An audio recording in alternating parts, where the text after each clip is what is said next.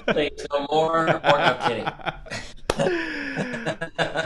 Well, we've been Good morning. good morning. We've been talking in the background quite a bit, and I thought at the end of our meeting we could just get on for a moment and share with everyone a little bit about what happened with our first camp that came up a couple weeks ago, and then some plans that we have coming up down the pipeline. So maybe starting with the summer tune-up, Brett. That was our first online full week session together. Do you have any thoughts on how it went overall and just the Uh, Absolutely. Yeah, I thought it went great. The attendance was really consistent, and it's funny. After the camp, I was able to communicate with some of the different participants, both teacher and student. And I saw one of the students, Andrew, the other day at NIU, and I said, "Hey, man, did you enjoy the class? Because I teach out there." And he's like, "Yeah." I mean, he's like, "Man, that was awesome." And he said, "My stepdad watched it with me," and so it became like this family check it out thing, which is cool. But it was funny because he was so worried that I think that I didn't think he was there all the time. I was just asking about the class, and he was like, "Yeah, I had to work. After the first day, I had to work every day, but it was awesome because everything you guys did was online, and I would just come home from work and we'd sit down and watch yeah? it." So I think that's one of the great benefits of the way we're doing Mm-hmm. this is keeping everything online. So if you can't make that time, um, you can watch it anytime at your convenience during that whole entire week, and usually for like the week after. So I think that's a huge positive component that you've incorporated into doing the classes. The response and some of the, I guess, thoughts, recommendations for future classes, we've really taken to heart. We've got those all laid out, and we're going to try to keep rolling out more and more content with that subject matter in mind for those people who participated the first time, and hopefully for those who come in the second time. So the goal being that we are a portal that is everything a director would need, essentially assistant director for percussion, so that you can go to that, whether we're in a COVID world or not, which we all want to get out of as soon as possible, Right. obviously. But eventually, when we are back in the normal classroom and I'm able to travel and be with all these amazing people in different parts of the world, that's not going to stop us from using online knowledge that we're going to gain over this next year and a half or have gained already, Mm-hmm. and how to use technology in our classrooms. So I'm most excited about that, I think. It's just getting that portal set up with you guys and all the amazing support that Wei and the team have given me. It's been huge. But yeah, man, I really extremely proud of the class. Everybody was really engaged when they were there. Everybody was working. It was really cool, and I didn't know what to expect for the first time, but it was all Yeah. positives. One of the learning, I mean, there were so many learning takeaways. If you attended the class, you heard me say that even after 20 years of being around Brett, every time we get together and do a project together, I'm still learning, not only as a percussion teacher, but just in all the online work that we're doing.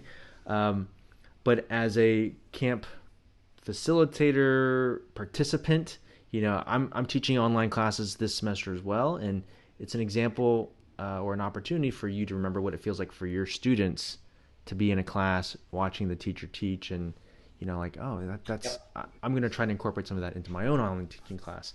So that was, man, I had such a blast putting all that together, and so the feedback has been resoundingly excited from the participants.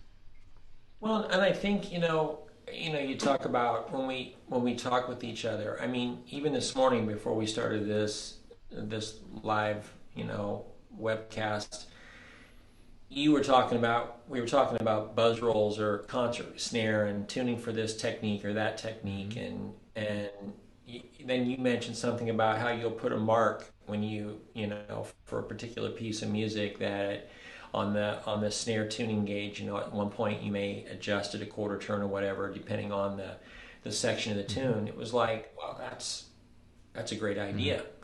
idea. So I think that you collaborate with other great people on a consistent basis is what keeps us all Yeah, growing. I mean, we want to definitely. wake up and get better at what we do every day, and that's for me. That's the fun. How do I become not just a better teacher, better player, better person? So I think it's good all the way around. Yeah.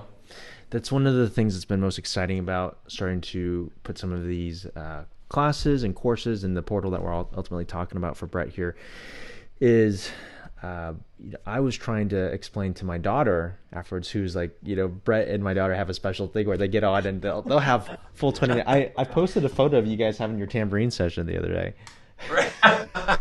So good. Yeah, she was killing it. So good. Well, and I know I'm revealing the silly side of myself, but of course I'll come on with these glasses, right? And then his daughter Mimi is now in a habit. She comes on with these really cute little pink glasses, and the other day it like matched her dress, and she was like, "Oh, Brett, you see how my glasses match my dress?" So I don't know. I don't know if she thought I should have a yellow shirt on, or she was just. But it was so cute, you know. But yeah, it's Yeah. fun. So I'm explaining to her how back in the day, I grew up in Texas, and I would have to fly to Chicago, once a month to hang out and be around Brett for like a couple hours, and not even Yeah. in kind of a one-to-one setting. It's just like kind of taking it in, and then fly back to Texas. Now we're essentially just beaming Brett into the comfort of people's homes. And I was trying to Yeah. explain to her just, you know, this is dad 20 years ago. This is what we're doing now with computers and technology. And she's like, yeah, and this is the kid who's got, the entire Disney vault on demand through a mobile device. So it's not that impressive to her. She's like, yeah, I see Brett all the time. Right.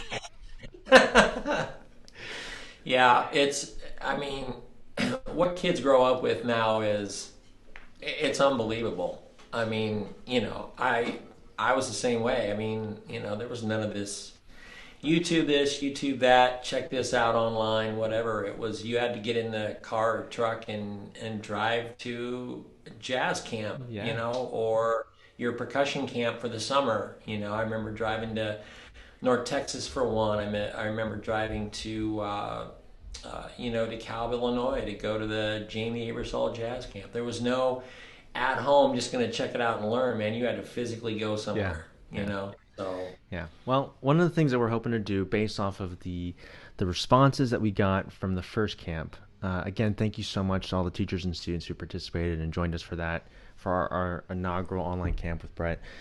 Such great responses. One of the things we did was we asked, how do we make this camp better for you the next time we do it?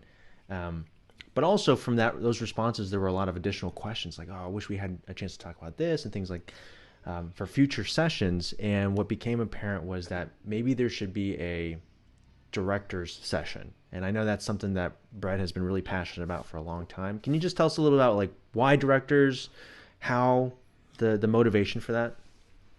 yeah, absolutely. I mean, when Jim Campbell started the director's track, that's when what it used to be BOA became Music for All, had moved to Bloomington, Illinois.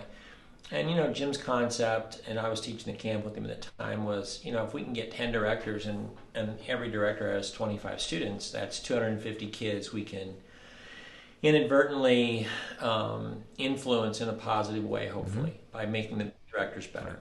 And I've just always carried that with me, the importance of doing that. So the next session we want to do is director specific this time. Mm-hmm. We will get back to doing things for students, definitely, because we love doing that. But especially, we're trying to time it where I know a lot of schools are already in session. Some schools start right after Labor Day, and so probably the start date is going to be that week after Labor Day. So everybody's had at least 1 to 3 weeks in school in a Zoom climate for the most part. Are you doing hybrid? Do you Zoom with your students during the day and then you still get to go to band rehearsal at school? Well, that might involve different Zoom content during the day than the groups that don't get to go to school at all. And so there's a lot of aspects of just, and I keep calling it Zoom, but online teaching probably is a better way to say it. How do you start your online class? What are the expectations for the students on the other end? Can you see their hands? Is the lighting good? We got to expect here for those kids. So there was just a myriad of topics that we want to cover, along with, of course, teaching percussion, still being the main crux or the foundation of the class. Everything from probably middle school type stuff, some like where do we even start making sure these kids are good? How do we start them online? Oh my gosh, like there's not like that's a whole nother question.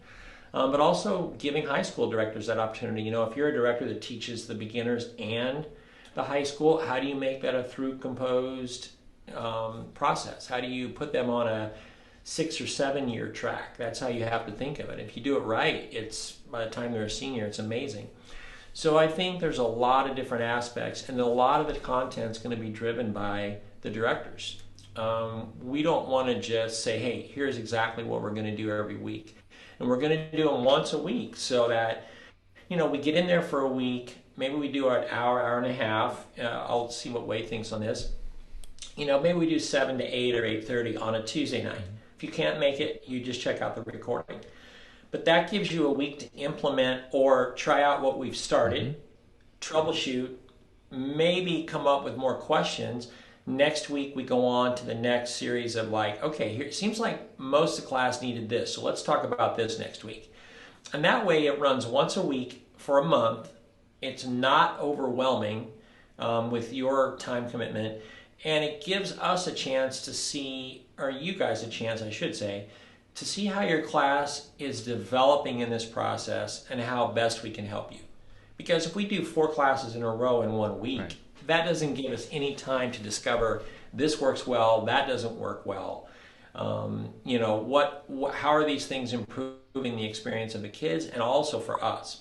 Like you and I talked the other day, play-along tracks. We use play-along tracks in class this summer. I just created some drum set grooves that go with our exercises, so it's got a nice feel to it.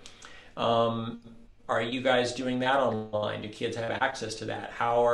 What's their pulse center on the other end? Are they just using a metronome? Are they using anything? So a myriad of, I think, of things that we can talk about and have content up there. And then between Wei and I, we can keep filling it during the week with maybe some of the things that came up we didn't get to. You check it out by the next week. So really you're getting a lot, it's going to be a lot more than an hour and a half worth of information, because that content might grow over the week until we get to the next class. Absolutely. And one of the things that we were able to start experimenting with, the whole asynchronous learning component that comes with online teaching is really interesting because as Brett's saying, is you're going to encounter different challenges in between each session. One of the things that we did with the last camp was there was a place for people to drop questions. And so we would get those questions and we would know what are some of the things that we can answer or prepare for the following class based off of these questions that we're getting that aren't happening in this strict, 8 to 9 or 2 to 4 window. So as we're seeing instructors between the Tuesday to Tuesday block, there's going to be a community, there's a place for them to talk to each other, there's a place for them to drop requests on can we make this one of the questions that we address. And as we look at them, what ends up happening is you'll see a lot of the same types of questions come through, and we say, hey, that's a video that we should shoot that's worth compiling and having as an evergreen reference that will then go inside of Brett's portal. And then as you're going through it, whether you're catching the replays or you're trying to find out the specific answer to that question, it'll just be there on demand when you need the support. Absolutely. And that's the whole idea, is to grow this space for you guys, for the directors, and especially, like I said, the ones that are out there teaching on their own. That's the 90% of you. So many great men and women are out there being asked to do everything. It's the 10% that have the 3 directors and everybody's got their specialty. So we just want to make sure that no matter what level your program is at, you have access to this content to make it better for your kids. We're going to be releasing this. Actually, I haven't shown Brett yet, but I'm going to show you this right now. We're going to show you the first live version of the portal. It's ready to go. I'll be sending out an email later today to all the camp participants from our first summer tune-up. So they're going to be our first eyes and ears on the content that they're going to get to check it out. And then we'll be releasing some information. I think we actually have the dates and the times set for this next director's session coming up. It's going to be starting...